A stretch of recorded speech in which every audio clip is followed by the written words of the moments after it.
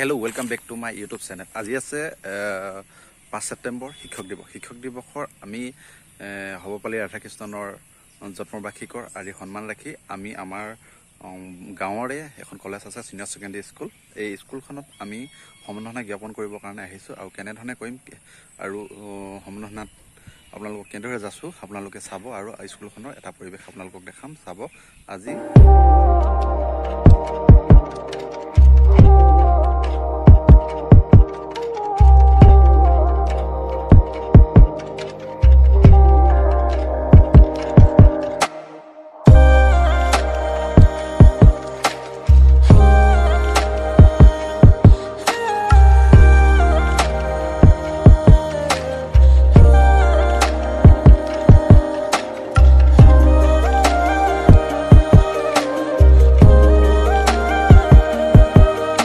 Finally আহি পাই গ'লোহি কলেজখনৰ অফিচৰ যিটো মানে শিক্ষকৰ জিৰণি কোঠা আছে, জিৰণি কোঠাত আমি প্ৰৱেশ কৰিছোঁ।